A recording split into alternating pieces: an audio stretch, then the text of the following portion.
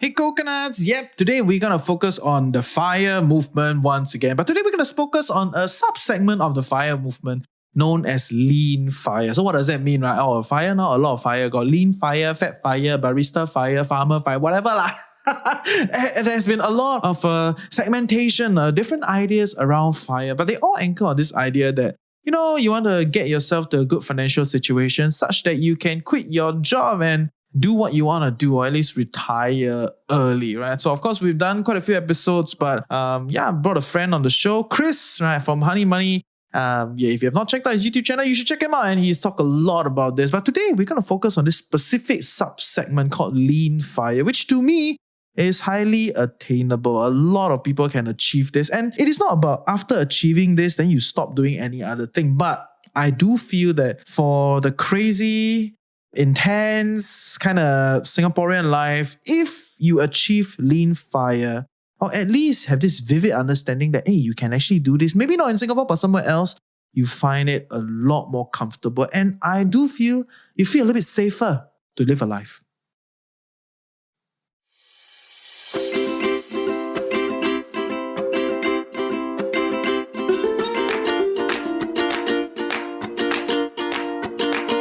So good morning everyone, and welcome you to another day with the Financial Coconut. In our podcast, debunking financial myths, discovering best financial practices, and discussing financial strategies that fits our unique life. You get it, ultimately empowering us to create a life we love while managing our finances well. My name is Reggie, aka your Chief Financial Coconut, and today we have a friend on the show, Chris from Honey Money, and we are going to talk about lean FIRE, right? So without further ado, welcome Chris. So maybe to begin, you can introduce us a little bit about yourself, Chris. Alright, so my name is Christopher. You can call me Chris. I do run a YouTube channel focusing on personal finance, investing, credit cards, early retirement, and all that stuff. So if you're a fan of Reggie's Financial Coconut podcast, most likely you'll be a fan of my channel as well, because we discuss similar financial concepts in a more personal manner that can be applicable to your personal life. So that's what I'm doing as a side hustle currently. I do have a full-time job, but this is YouTube, right? YouTube is more like some things that I'm going to discover for myself, and maybe that's what I want to do when I have early retired. So that's a quick intro about myself. YouTube is a full-time job. The job is the full-time income. It's different. So, just curious, Chris, what is the most popular topic on your channel so far? So far, the most popular topic on my channel, I would see that has consistently good views are topics about CPF and retirement. Because I guess CPF is kind of a topic that everyone can relate to. Everyone needs to contribute to CPF if you're working in Singapore, whether you like it or not. And even as a permanent resident, if you're new to Singapore, you also have to contribute to CPF because it forms part of your retirement funds in the late game. Okay, let's say if you're an early working adult, then CPF definitely takes off a huge chunk of it.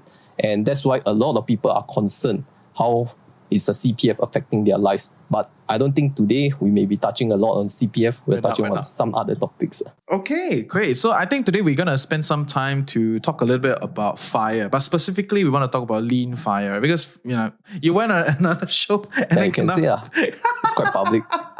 So guy went on CNA and then did some interview and, people started flaming him. Any thoughts? I'll give you a platform to share your thoughts. Thoughts on this, actually I was prepared to get flamed because personally when I do talk about early retirement FIRE stuff, I believe it's really against the norm, and the normal people can't see it that way, right? They are so ingrained into their lifestyle that working till 65 and doing what other people are doing is quite normal. And if you're going against the norm, there must be mentally something wrong with you, or either that you have some privilege that the normal people do not have. So I went on the show to talk about it, just to share my point of view, right? How I see as an average income salary worker. Lo and behold, some people are really inspired by it, while the rest of the majority may not really understand that idea. And that led to a lot of criticism. In fact, if you look at the Facebook post, it's one of the most hated posts of CNA, actually, if I may say. CNA may actually got to know me because of your podcast, because of my earlier interview, Choose with TFC, right? I did come on the show before, talk about that 1 million by 35 target. But that was a more balanced podcast, you see, while CNA one is more sensationalized for the general public. Of course, we are a better production team. I have to agree on that. Thank you. We have juice. Yeah, all the CNA guests, they all take from us one. They confirm going through our library. It's like they confirm looking through our libraries. Like, what have we recorded? Blah blah blah. Because all of them are repeat, or almost all of them are, right? So, but hey, very good. Very happy that a lot of the guests are going onto bigger platforms. So yeah, CNA, maybe we can do some collab. Don't flame too much. If not, no more collab. But yes, focus on today's topic. I think when I saw that you went through all that, I was like, oh yeah, maybe I should get Chris on to talk a little bit more about this. And today we want to focus on lean fire, right? Specifically, it's a subsegment of fire. So maybe we can begin by defining what is lean fire. How is it different from fire? So fire, I think you can classify it into a few different categories. One of it is lean, one of it is fat, right? So lean meaning you are living on a very skinny type of budget, you see. It's as simple as it gets. Fat fire means you have a lot to spend, okay? You can spend lavishly. You can spend in abundance. Lean fire generally means you have a tighter budget. You cannot spend as much as what the bigger fire people are doing because your fire is so small, very lean, right? So it's really living on a tighter budget. But that doesn't mean that you are poor, because the fact that you are able to fire, that means you already have quite a sizable investment portfolio that is generating cash flow for you, such that it enables you to really quit your job and depend on a very minimal expenses lifestyle. And that will be called a lean fire. Are you already at lean fire? Or are you like working towards it? Because I am already at lean fire. That means if I do the lean thing, then I'm done. You know what I mean? Yeah. To be honest, I never really look at lean fire because my purpose was always looking at barista fire. I always wanted to like what the do hell is a barista else. Fire? Tell me what, bro? There's all sorts of fire out there. Yes, what is a barista fire? Too many types. Too many. Yes. Barista fire is not what you think. It's not like you need to work as a barista, then you can fire. Contrary. I was thinking. yes. It's quite the opposite, right? It's because you have quite a good investment portfolio size. That's why it can enable you to be a barista. Now, not putting down on any barista right here, but barista generally don't earn like a high salary, right? So if you were doing a barista job for full time, you will not be considered like really the affluent community. And if that is your interest and you want to do full time, sure, go ahead. I mean, it's really your passion, right? But if you want to like tell your wife, I want to quit my job to be a barista, she will be crazy and shouting at you, right? If you can tell your wife, okay, I make sure I have a $1 million portfolio, then I go and be a barista, then maybe your wife is not so unhappy because she knows that at least you have an investment going on that can generate sufficient cash flow such that you don't have to rely 100% on your barista job. And that is why it's always like a balance, you see. You can earn a lower wage while your investment can give you sufficient cash flow to pay for other expenses in your life. So that was barista fire. Okay, great. So that is barista fire. We can talk about that another time. But focusing on lean fire, right? Chris has 3 points for us. What is point number one? One of the major important thing that you need to know when you're looking at lean fire. So the number one most important thing is how much do you need to actually live comfortably? Okay, because keyword is comfortably, right? Comfortably, yeah. Very important. Must stress comfortably. Comfortably, yes.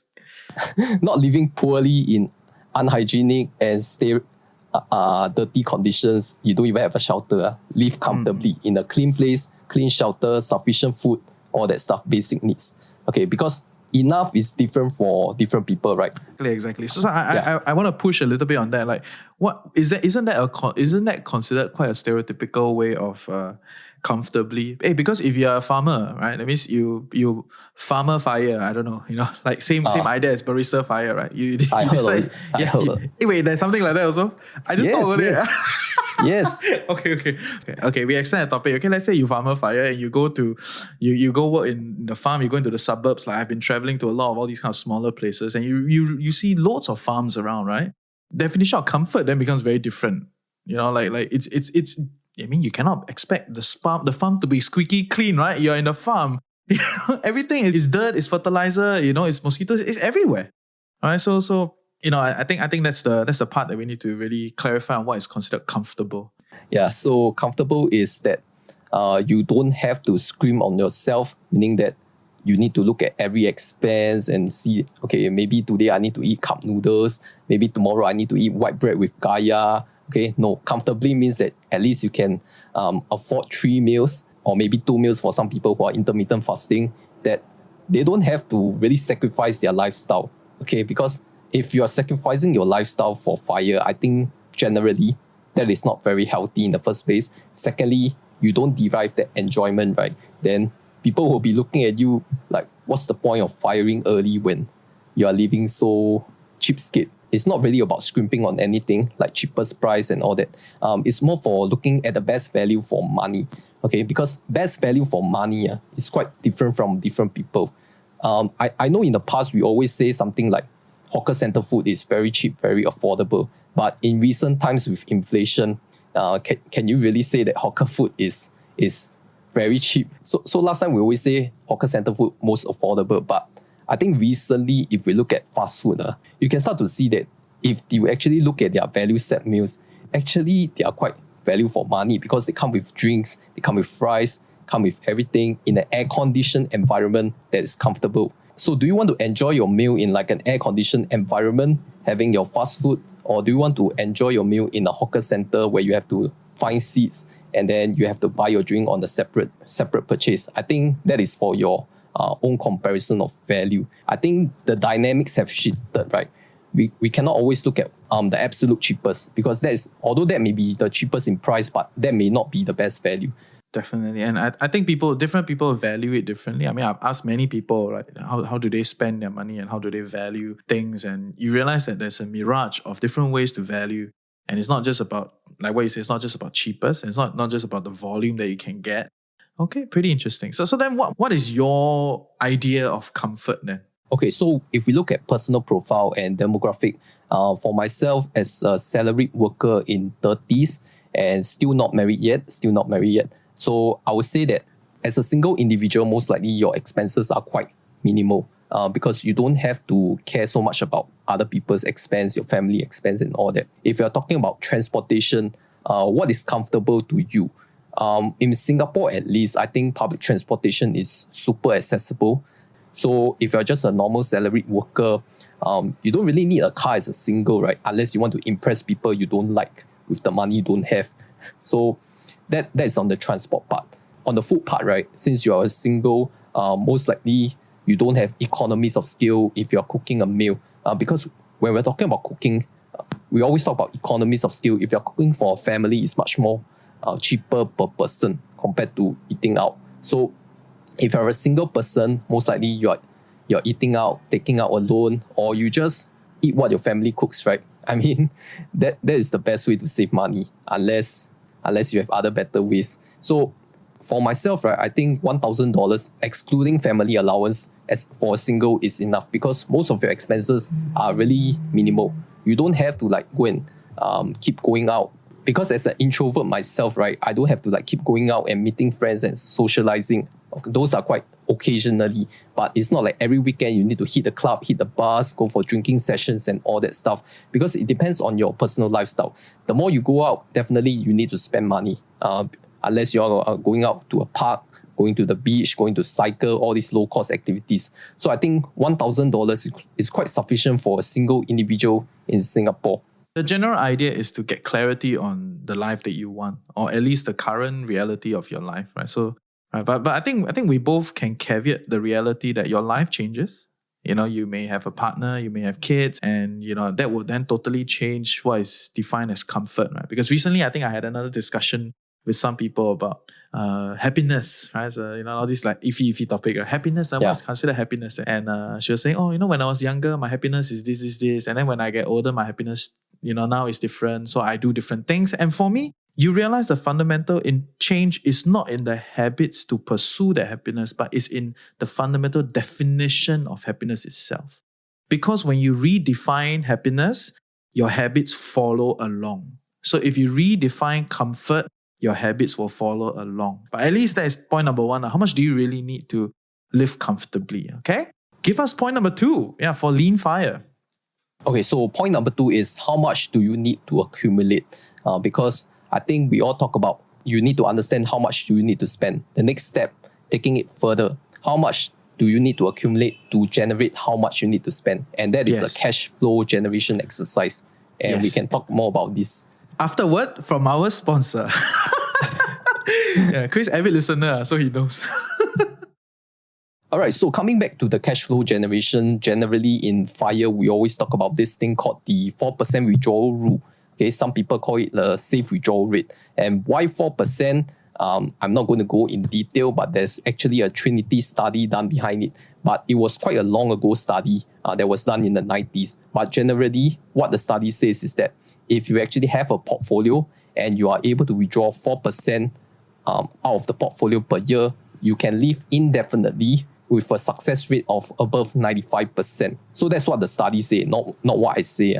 Very important. Are there certain assumptions in the studies that you think we should know? Certain assumptions in the study is that you actually put all this portfolio in investments, and the investments can come in a lot of forms. Some of you invest in the stock market, some of you invest in property, but generally you need to keep it in investment and not in like non-cash flow generating assets. Okay, not like in gold bars, not like in your own state property, because all these things need to grow in value. And in order to grow in value, right, if we are just talking about investing in the stock market, an index fund that can generate you around 8% annual return. If you're taking out 4%, that means you're factoring in 4% for the annual inflation, which is quite comfortable if we're talking about past year's data. Such a crazy year, right?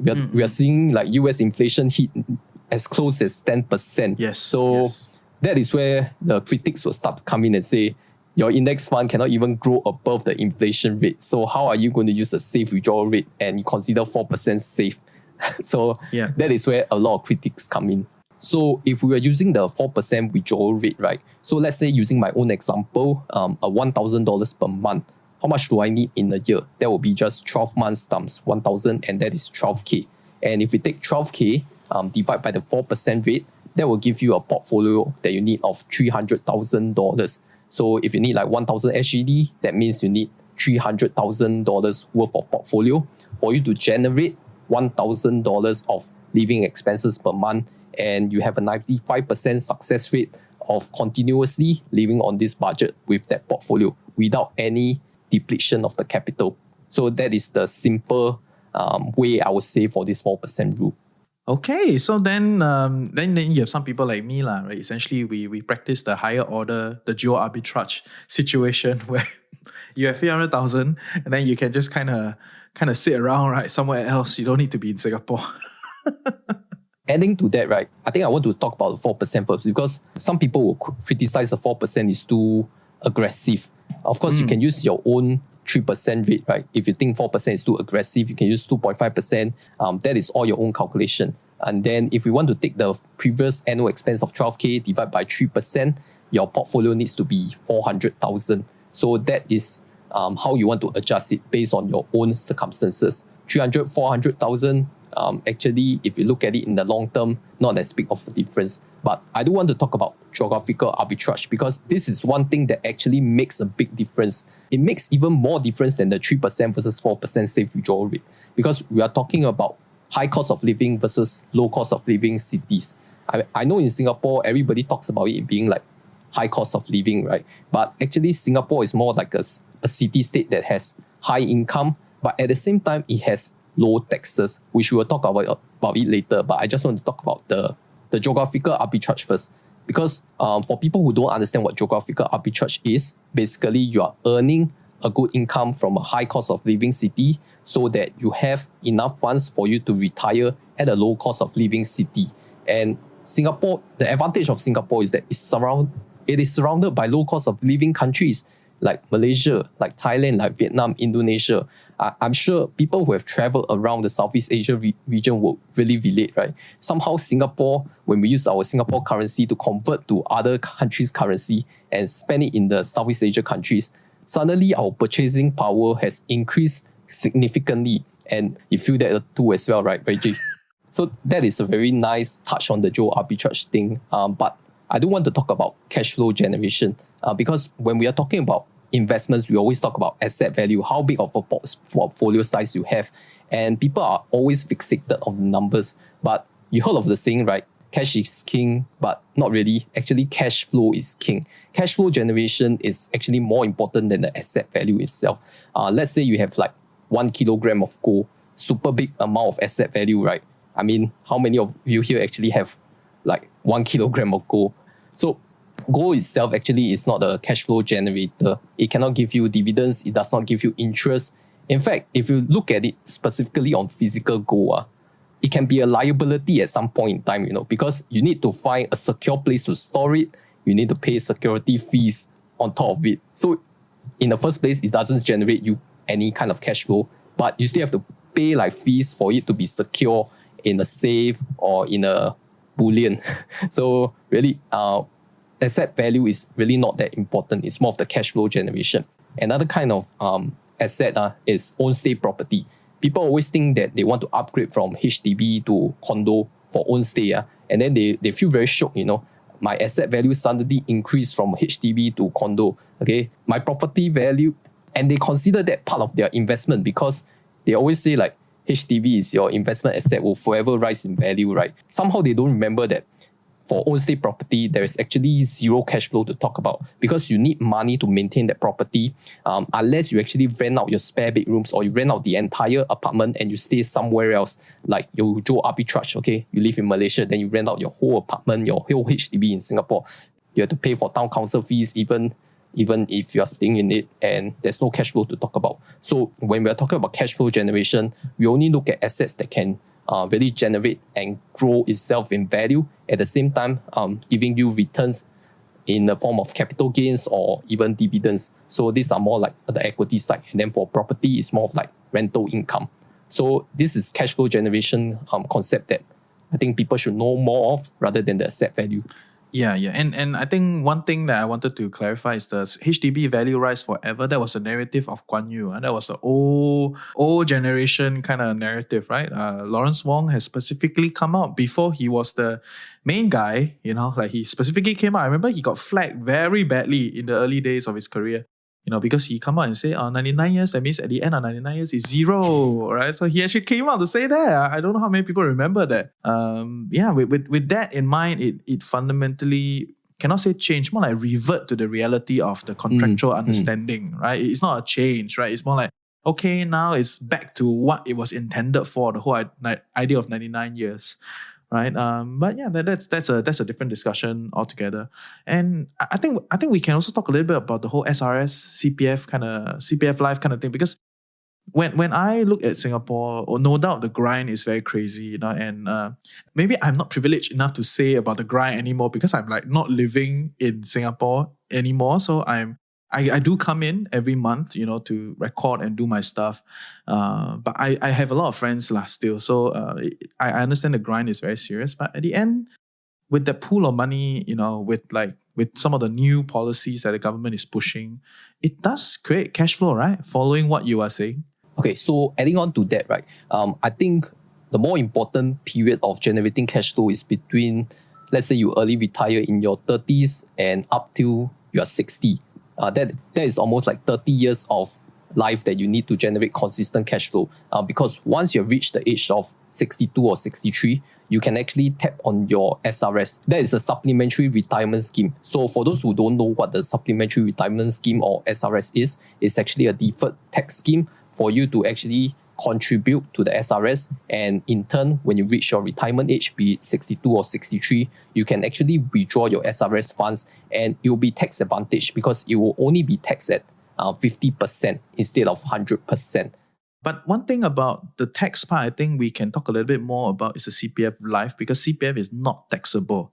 I think that's the part that a lot of people don't recognize, right? As CPF money is not taxable, whether is it when it goes in or whether when it comes out, it is no tax. That means the government is not taking any money out of out of the CPF pool, right? They do pool the money to do whatever that they need to do. That one is a different discussion, but there's no tax around that. And hey, I'm a big proponent of CPF Life. I think it is great because it is actually the government saying that, okay, now we got to pull the power of the state to come and support the people. Because previously there's none of this thing. There's no CPF Life. You're on your own, right? So big proponent of CPF Life. What are your thoughts, Chris? I think when we are talking about CPF, especially when it's such a complicated topic, let's split it into two parts, right? You actually have two parts of CPF during the age of 55 and during the age of 65. When you reach the age of 55, we always talk about you are able to withdraw your CPF if you meet the terms and conditions. What are terms and conditions? It is when you have at least hit the basic retirement sum. Okay, that is for people who want to pledge their property. And for people who do not want to pledge their property, then at full retirement sum, which is 192,000 for year 2022, only when your CPF is above this full retirement sum, then you can withdraw the excess. So actually age 55 is the first time in your life that you can at least taste your CPF. Because you can start to yeah, I say taste because you always leave a bitter taste when you are young, When you're young, you see, 20% come out of my income, very pain, pay to the government, return my CPF, all that. That's why 55 is when you can start to have your first taste of the CPF. May not be much, depending on how much you're above the CPF FRS, but age 65 is when the real good deals start coming in, which is the CPF Life. Because at age 65, you can actually start to unlock your funds, and CPF Life is actually a lifelong annuity that pays you consistent cash flows every month until the day that you leave this earth. Because you have saved up so much in your retirement account and it will start depleting from there. And a lot of people don't understand it. That's why they say that they can find a better annuity outside of CPF. But in actual truth, you can't, because nobody can guarantee the amount of cash flow other than the CPF, the government sovereignty fund. So you can see that there's a step up in this kind of cash flow coming from firstly your SRS when you reach the retirement age at 62 or 63. And at 65, you can start to see CPF Life payouts. So you actually don't need to work so hard when you're older. Maybe only between your 30s and your 60s, then you need to work extra hard because you don't have additional cash flow. If you have planned for your retirement and save up your SRS, contribute to SRS and top up your CPF, then you have a very fat retirement fund and in your 60s. And that is when people start to scale down on their lifestyle also, because it's not like when you're younger, you can go and travel the world, your physical body is able to take up so much hardship, In like 60s, maybe you want to take a more relaxed pace of life and your expense actually go down. Generally, it goes down when you're older. So that is when you don't need to worry so much about the cash flow anymore. Yeah, so thank you, Chris. Point number 2 is how much do we need to accumulate, right? Essentially based on the 4% withdrawal rate, right? So, and then we talk about all these different strategies to accumulate cash flow, essentially to get you to where you want to go.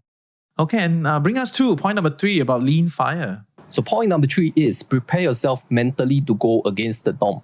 So quite funny, right? You're speaking about your own personal experience. I mean, it may be my personal experience, but I can assure you, if you are joining this movement, not only you will receive this from someone outside of your zone, you will also receive this kind of feedback from people who are close to you, even your family and friends. Because remember the first 2 points, we all talk about numbers, right? How much you need, how much is enough. But the third point is something more psychological, something more mental, because it's about judgment, public judgment around you. You must understand that because this movement is actually going against the norm, and you need to have the mindset, the mentality to go against the norm. Because the normal people, they will always kind of lifestyle inflate their lives when they get higher paychecks. People around you, they will buy things they don't need to impress people they don't like with the money they don't have. Okay, this is from a famous quote. I don't know who said that, but it resonates quite well with a lot of people, because people generally like to impress other people with what they have, their material belongings, whether they have a big house, a big car, or they have high income, then they like to show off, you see, this kind of Howlian mentality. In FIRE, we are generally going against the norm because we can live better with less. It's not like we are really sacrificing our lives. It's more about we can really live with the bare minimum or a comfortable living without really having very luxurious lifestyle. And what are you going to do after you have retired for the rest of your life? I think that is the more important question. Are you going to sit at home and play games whole day, or are you going to just watch TV? Which is not inherently a problem, right? I mean, from a personal choice level, I don't think it's an issue.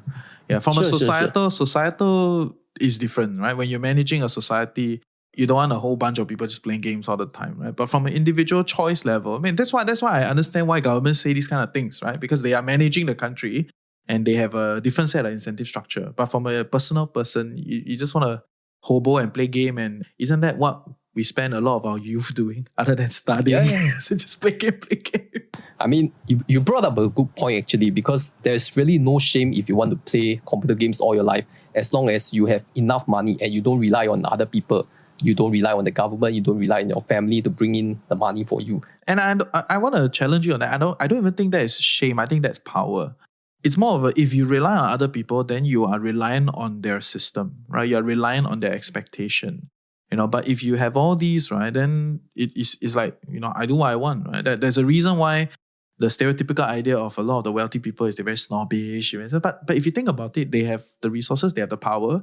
They really don't need to please you, right? So they don't need to please. They don't need to make happy. It's fine. It doesn't matter, right? So by extension, I think the idea here is if you have the resources and you do your thing, and you want to play game, you're not relying on any other system, then, okay, but you're reliant on the financial system. That's a caveat.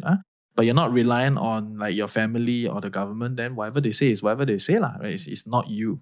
Okay, and the truth is, different people are different. And if you are very lean on certain things, you have no room to try. You have no room to play around. And I did an episode about this, right? Talking about frugality, right? So how frugality is so accentuated. So yeah, you can check out those things. Yeah. So any last things to add on point number 3, Chris? Remember, I talk about the judgment from your friends and families, because sometimes in your eyes, you think that you are hustling and doing something for a greater purpose, but in other people's eyes, right, you're just someone who is a lazy bum, right? Because you are trying not to work, because they have worked their whole lives up to 65, and here you are doing something different from them, and you'll face this kind of judgment from your close circle, okay? Even your friends. So I would say, once you're embarking on this journey, it's more important to... yeah. Essentially, that's my point, right? Because you must always remember to surround yourself with like-minded people. People who are chasing the FIRE movement, people who are pursuing Ikigai, people who are having an entrepreneurship mindset, because they see things quite differently from the normal salaried worker. Because the cliche saying always goes, right, you're the average of your closest 5 friends. So if you hang out around with successful people who have retired early, and people who have listened to the Financial Coconut podcast, then most likely they are people you want to hang out with and surround yourself with positive vibes. Okay, you don't want to hang out around people who are always negative, criticize your ideas, putting you down, because that will actually put you in a very bad light and bad shape. So I think it's important to find your community in this space when you are chasing this kind of early retirement life. I'm going to sum up the 3 points. I think Chris went to a lot of examples to get us to this whole idea of finding success in lean FIRE. And the 3 points is, point number 1 is, how much do you really need to live comfortably? You need to figure this out. Because when you figure this out, then maybe you realize, you don't really need a lot, because the whole idea of lean FIRE is, what do you need, right? So that's a comfort part. There's not a lot of excess that we're aiming for. We're just going lean. So how much do you need to live comfortably? Point number 2 is, how much do you then need to accumulate based on this comfort level that you're going for? And so far, the standard practice is a 4% drawdown, and you can learn a little bit more about some of these FIRE topics on Chris's channel. I think he went through a lot more than me, on some of these things, how to calculate and all that. But a quick tip, maybe geo arbitrage can work, right? It's not always you live in Singapore, then you work in Singapore, you have to retire in Singapore, because hey, if you go somewhere else, it's a little bit more affordable. Maybe the amount that you need to achieve the comfortable life that you seek is reduced massively. And brings us to point number 3, and that is to prepare yourself that, you are going against the norm and not everybody will agree with you. And like what Chris said, maybe eventually you will change your friends, which I actually vividly agree, right? Eventually, your social circle will shape towards the goals that you are seeking. So yeah, with that, I hope you learned something useful today. See ya.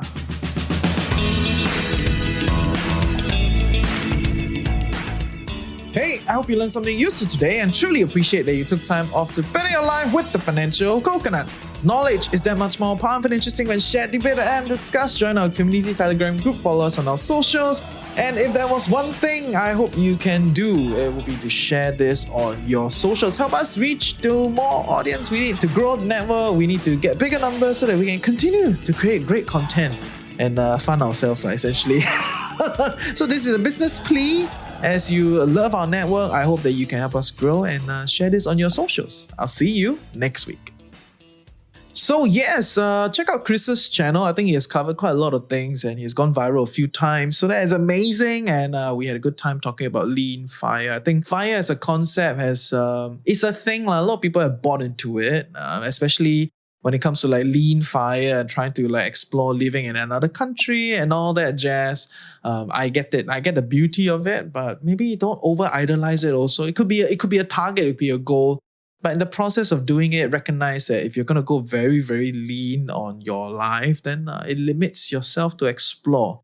Right? There's one other episode that I did about frugality. I think it was frugality as a case against frugality. You can check out the earlier episodes. But yeah, that's it for today. Okay, and of course, with FIRE, you always have to look at investing, right? And a lot of people in the FIRE landscape will look at the broadly diversified portfolio, just kind of whole and all the way and all that, right? So I get that, and that's what I want to talk about next week. So next week, we're going to talk a little bit about the 80-20 portfolio. So I will share with you a little bit more next week and why I think there are some assumptions that we need to recognize and there are some assumptions that we need to think about when we are thinking